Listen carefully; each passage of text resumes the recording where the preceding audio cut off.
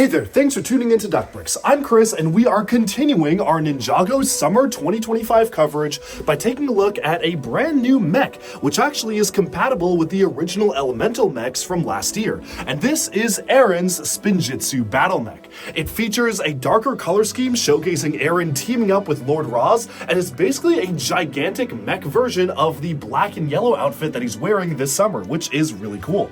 Let's jump into this relatively small and cheaper set right now.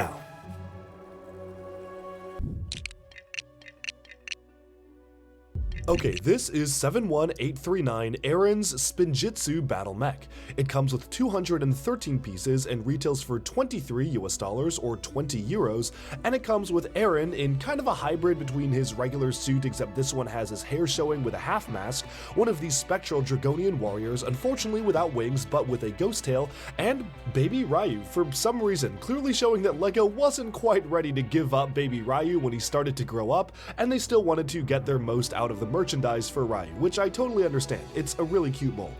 This is meant to be compatible with the previous Elemental Mechs, although unfortunately, it's a few dollars more than what they retailed for just last year. The other standalone Elemental Mechs like Coles and Soars and even Lloyd's retailed for $20, whereas this one is a bit more expensive. Taking a look at the build as a whole, I actually really like the composition of this build. Something really cool that the mechs are doing this particular wave, much like Jade or Rogue's mech from his Mech Dragon Jockey, is that they're basically large-scale versions of the minifigure, and this is pretty much the same thing.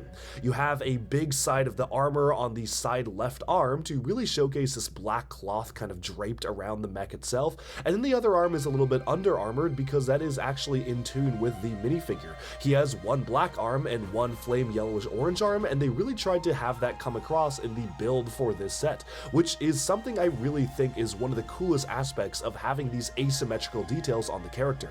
He does have these wings on the back of the mech as well, which honestly, I don't really know if they add that much to the build. I feel like they were just included to make him stand apart from some of the other mechs, but I do actually like the choice of weapons here. You've got one hook, which is in tune with his sort of grapple hook aesthetic, and then you have just a standard sword on the other end of the arm. There's even a spot for Baby Ryu to be attached to the side arm of the mech, which is a nice touch. Altogether, there's honestly not that much else I can say about the mech. Articulation is fairly limited, and one of my bigger complaints about these mechs remains the fact that the hands themselves are attached to the arms. So basically, you can't really get any extra articulation out of the posing of the blades, because the hands themselves are just an extension of the lower arms, as you can see. The legs are a little bit better in the fact that you can actually move around each and every individual foot, but I also will say that the feet themselves are pretty limited in articulation.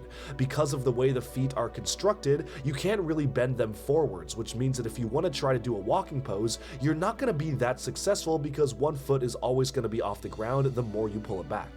The cockpit itself is built up pretty much the same as many of the other mechs. You can open up the cockpit here, showcase Arin sitting down in the mech itself. It's very, very open, and it actually looks a little bit odd from, say, certain angles like the top down, because it feels like there's just so much empty space on the top of the cockpit there, but honestly, from the front, it doesn't look that bad. And I do like the addition of the transparent pink highlights that kind of tie into the Lord Roz style of color scheme.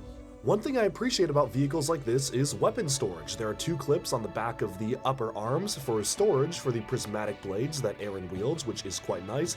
And then again, you can see how the design of the minifigure directly influenced the style of the mech. You have some fur-like elements on one side of the arm to showcase the very heavily armored up or almost pauldron covered arm on one side, and then you have a plainer side on the other, and I really appreciate how they wanted to build that into the design of the mech. Overall, for a relatively cheaper set, this is a pretty decent build. I will say that honestly it's not the most interesting of the brand new LEGO Ninjago sets. I definitely feel like a lot of the other ones that try new things are certainly just more interesting than this $23 mech, but it is quite nice to get one for Arin, especially because he is one of the main characters for Ninjago Dragons Rising, and I'm actually really glad they decided to hold off and give him this one for his darker suit this year in 2025, because I feel like it made for a much more interesting mech.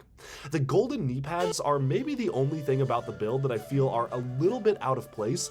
I always like just a little bit of tasteful gold in sets like this, and it feels a little overwhelming for me to have those giant gold knee pads.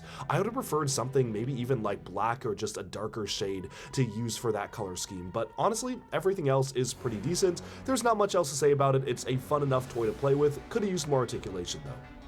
Moving on to the minifigs, this is going to be pretty quick because Arin himself is just in the same exact outfit that he's worn for the first half of this year.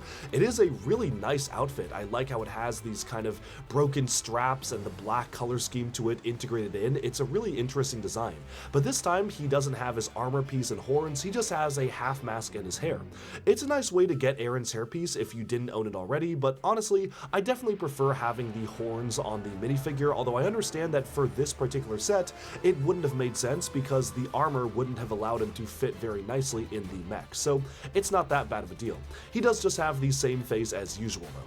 Moving onwards to the next minifigure here, this is one of these Spectral Dragonians. This one does come with a ghost trail instead of the legs, and the ghost trail is actually recolored to have a transparent blue and kind of this lighter aqua color scheme, which is nice. I also like the transparent arms being used as well.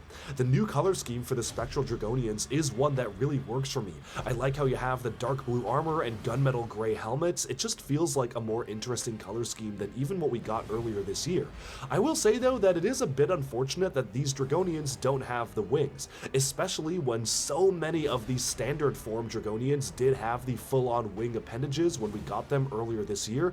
It's really weird that we only get literally one regular Dragonian with wings in the spectral form this year. It only comes in the J-Jockey set, and everything else is just only partially armored.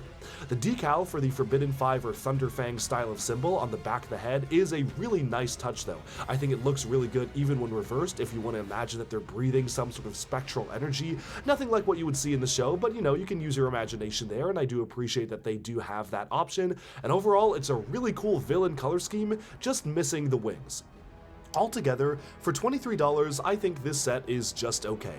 It's not one of the more exciting sets, but I think it fulfills its purpose as an Arin mech, and I do appreciate how they did try to do new things by having it at least mimic the color scheme and the composition of the build of the minifig itself.